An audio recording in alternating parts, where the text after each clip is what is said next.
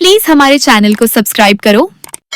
एक गांव में हरदेव और सुखदेव नाम के दो भाई रहते थे। दोनों एक ही माँ बाप की संतान थे, लेकिन स्वभाव बिल्कुल अलग। हरदेव बड़ा भाई बहुत लालची, घमंडी और स्वार्थी था।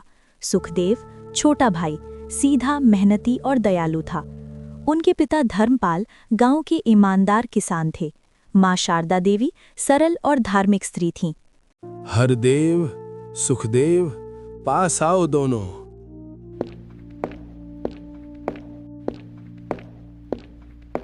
क्या बात है, आवाज बहुत धीमी लग रही है।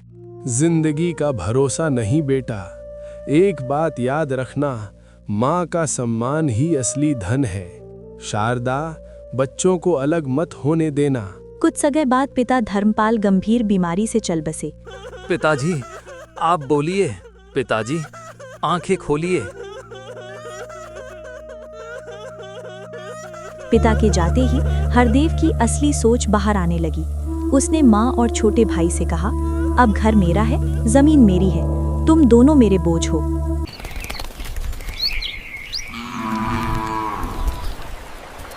अब घर के मालिक तुम हो। माँ भाई को अलग कर दो, वरना हिस्सा मांगेंगे।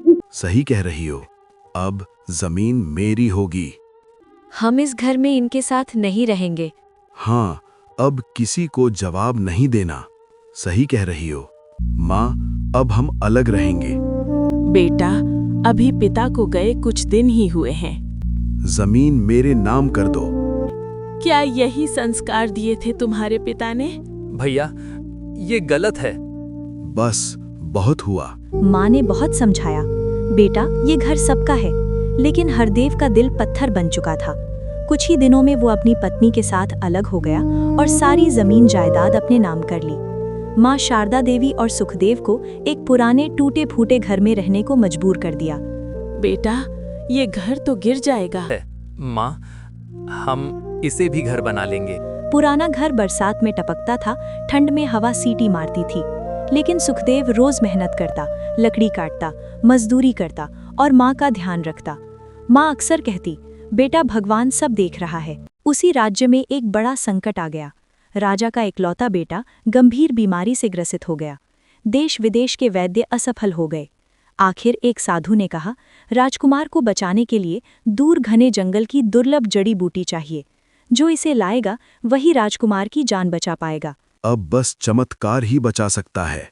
एक जड़ी बूटी है, लेकिन रास्ता मौत जैसा है। मेरा बेटा बचना चाहिए। जो भी लाएगा आधा राज्य दूंगा। राजा ने पूरे देश में ऐलान करवा दिया, जो भी मेरे पुत्र को बचाने की दवा लाएगा, मैं उसकी शादी अपनी बेटी से करूंगा और आधा राज्य दे दूंगा। ये सुनते ही हरदेव के कान खड़े हो गए। उसने सोचा, आधा राज्य, राजकुमारी, ये मौका मैं नहीं छोड़ सकता। बिना किसी तैयारी के सिर्फ लालच लेकर वो जंगल निकल पड़ा। छोटा भाई भी निकल पड़ा। उधर सुखदेव की माँ ने कहा, बेटा अगर भगवान ने चाहा तो तू ही किसी की जान बचाएगा। माँ का आशीर्वाद लेकर सुखदेव भी जंगल की ओर चला, लेकिन उसके मन में इनाम नहीं, सेवा थी। जंगल बहुत डरावना था। जंगली जानवर, गहरी खाइयां, जहरीले कांटे।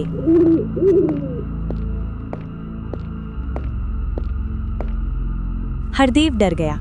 थोड़ी दूर जाकर ही वो रास्ता भटक गया और एक चट्टान से गिरकर घायल हो गया। उसने मदद के लिए चिल्लाया, लेकिन कोई नहीं आया।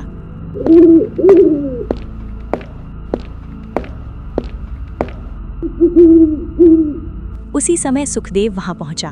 उसने देखा वही उसका लालची भाई तड़प रहा है। बिना एक पल सोचे सुखदेव ने उसे पानी पिलाया, पट्टी बांधी और सुरक्षित जगह तक पहुंचाया। हरदेव शर्म से सिर झुका नहीं पाया।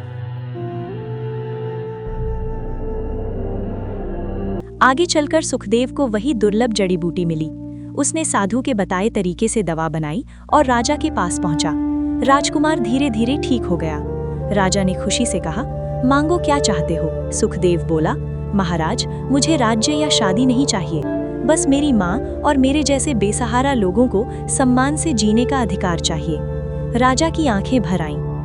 राजा ने सच्चाई जानकर हरदेव की सारी संपत्ति जब्त कर ली और माँ बेटे को उनका हक दिलवाया।